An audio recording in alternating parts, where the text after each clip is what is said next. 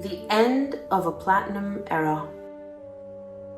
Many tears were shed on the day of Her Majesty's funeral, including by one Meghan Markle. Oh, I can do that so well. Oh my god, it's crazy. You're like, Meghan, one tear, left eye, go. One tear, left eye, go. Give me 3 seconds. Welcome back to the channel, everyone. Welcome if you're new, and thank you for joining me, Pluto, for the first video from Europe. I'm currently in Italy, still on holiday. So much has happened since the last video, and since we landed, the schedule has been completely packed. It's gonna be raining the next few days, so we really wanted to make sure that we went to see the Amalfi Coast, Positano, Capri, Amalfi, but I finally made some time to make a video. And since it's raining the next few days, there are gonna be a lot more videos, fingers crossed, to follow. Today's video was inspired by the media coverage. Honestly, I've tried to ignore coverage about Meghan Markle ever since the Queen's passing because it was a very sad event for not just the people of the United Kingdom. I really do respect the Queen immensely, and I just didn't want to read or know anything about Meghan Markle. And I also didn't want to cover her during the mourning period because it's not about her. But unfortunately, the media still chose to make it about the drama, which started when the walkabout, the Fab Four reunion, took place. I'm not gonna lie, I was pretty sickened by the sight of her there. As much as she was there because she's his wife and nothing more. This is what we have to remember at the end of the day. Whatever event, whatever ceremony she was there at, it's simply by virtue of the fact that she is Harry's wife. She's a tag-along. What people are commenting on is mostly what the media has been reporting on, namely that flower incident where she refused to hand over the bouquet of flowers that she was given by a member of the public to the royal aide, who was actually, I believe, head of communications or head of some department working under William and Catherine. So he wasn't just any old aide. At one point, Harry had to step in and essentially tell her, just hand over the flowers. There was criticism over the hand-holding with Harry at the Queen's lying in state. And of course, people are saying, oh, well, Zara and her husband were holding hands as well. But there is one detail that separates the two couples. Meghan and Harry did it in procession, in a formal procession on their way to pay respects to the Queen. That's when she did her very deep curtsy. And of course, her proponents are using that as proof that Meghan Markle has so much respect for the Queen. Look how deep that curtsy was. Zara and her husband did it on their way out. That's a major difference in my opinion. When you're in a formal procession, you don't hold hands. I mean, if you ask me, if you're in any formal engagement, when you're working, you don't hold hands. It's unprofessional. If the rest of us civilians can do it, then I would hope that a couple of royals can do it too. There were also a couple of shots taken of Meghan smiling at that ceremony. Now, there's no context. I don't know if she was greeting someone or just being polite and someone happened to capture that moment. So I personally don't have much to say about that. Could she be so shameless as to smile openly at the Queen's lying in state? I don't know. I mean, it's Meghan Markle. You seriously can expect anything. The woman's father had a stroke. Well, wait, first he had a heart attack and now he had a stroke recently and she hasn't even reached out. But I'll get to that. At the funeral itself, she looked a lot more solemn than the lying in state. So I'm guessing she maybe did a couple of Google searches and tried to correct some of her missteps from the lying in state. She was captured shedding a tear. One single tear from the looks of it from her left eye. Now, the reason I'm specifying one tear left eye is because of one tear, left eye, go. I don't know if that's a coincidence. I find it extremely difficult to believe that a woman whose father is still recovering from a major stroke, he lost the ability to talk. Her own father and her sister Samantha has confirmed that Meghan did not reach out. Her father's number has not changed. His address in Mexico has not changed. Her own flesh and blood, who was also nearing the end of his life, according to him, and not one phone call or text. Her uncle, who got her the internship in Argentina, he died, I believe last year, I'm not 100% sure, but recently, and her uncle's wife confirmed, now this is an uncle from the Markle side, that when he passed, the family heard nothing from Meghan. So the pro-Meghan Markle media wants us to believe that the woman who sat there on Oprah, completely unprovoked, and who literally lied, and knowing that she's in the US, it's her home turf, people, especially at the time, were very much pro-Meghan Markle. That's the thing with Meghan. She doesn't have to be provoked. You don't have to do anything for her to come out and talk. She's always on the attack. So when the media, such as Vogue, I'm embarrassed to say Vogue Australia as well, The Cut, People Magazine, when they come out and say, Meghan Markle's being attacked for no reason whatsoever, or worse, she's being attacked because she's black. This is racism. Zara was holding hands with her husband. This is absolute racism. After vocal concern about the coloring of her kids, she bore 2 light-skinned offspring. What more do these people want? I mean, is this article even serious?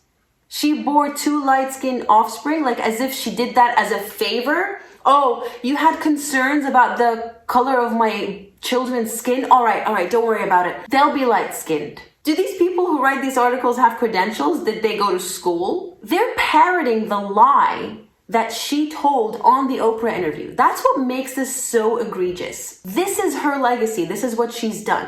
She sat there for 2 hours, lied through her teeth, and now the media, to this very day, despite all of the lies being debunked, despite them being unable to name the racist, and ironically, all bets were on Charles once the couple had to clarify that it wasn't the Queen or Prince Philip, because they didn't even clarify that while filming. They wanted people to speculate that it literally could have been the Queen or her, at the time, dying husband. This is what we're dealing with here, this perpetuation of a lie. But that is Meghan Markle's currency. And these publications who defend her, The Cut, for example, they don't learn, much like their ringleader. Because the backlash after The Cut's article with Meghan, a couple of weeks before the Queen passed, I did make 2 videos covering that entire interview. If you haven't watched them, I will be linking them in the description box below. But even after that backlash, The Cut comes back with a gusto, attacks the newly appointed king who has just lost his mother, all to make Meghan Markle look good.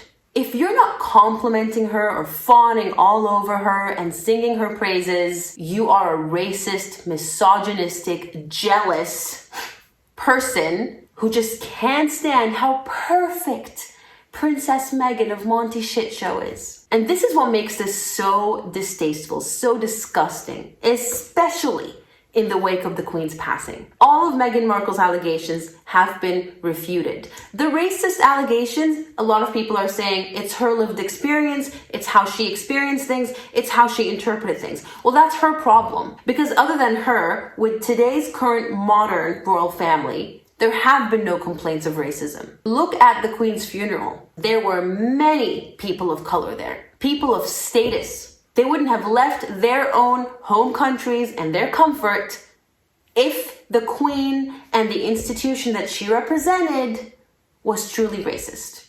We're not talking about the past here. There is, of course, an undeniable history, but that's not what Queen Elizabeth and her husband and the family that they created together represent.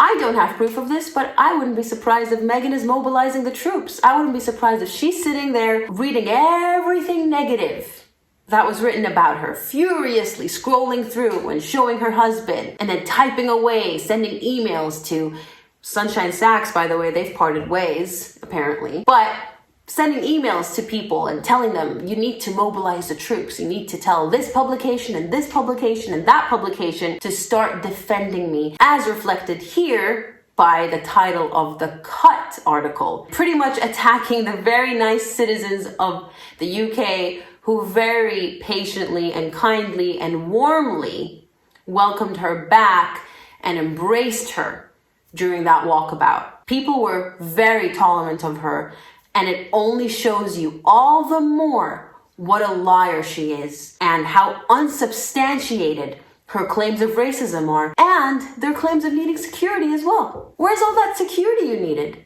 From these people who hugged you and held you? Who gave you flowers? Who consoled you even though you didn't deserve it? You guys are too forgiving over there. I've also heard that they're really fighting tooth and nail to style their children as HRH by the racist institution who didn't care that you were going to end your life and the life of your unborn child. Sure. Has the Queen's passing changed the Sussexes, Meghan Markle and Prince Harry? Harry has now lost his grandmother and has been deprived of the opportunity, the privilege of spending the last couple of years of her life with her, which is exactly what happened with Prince Philip's passing. Except the fact that the couple ditched Prince Philip's memorial speaks volumes on how much they care about that. Harry's memoir, as far as I know, it's been delayed so that he can add a chapter about the Queen's funeral, and God knows what he's going to say about that. Is he going to say, oh, they prevented Meghan from seeing her, and that's why I was late, and it's their fault that I couldn't see my grandmother before her passing? But all of these little hints here and there, these articles by The Cut, Vogue, the memoir, all of these things tell us that they haven't changed, and unfortunately, they probably never will. I mean, they didn't change after Prince Philip passed. In fact, Harry went ahead and released The Me You Can't See and all those other interviews and podcasts where he accused his family of inflicting genetic pain on him that he didn't want to pass on to his children, but now somehow he still wants them to have royal titles, even make it make sense. But that's just my opinion. Let me know whether you think they will change or have any hope of changing. And if anything, maybe just keeping quiet and living the quiet lives and the private lives that they so badly sought when they were within the royal bosom.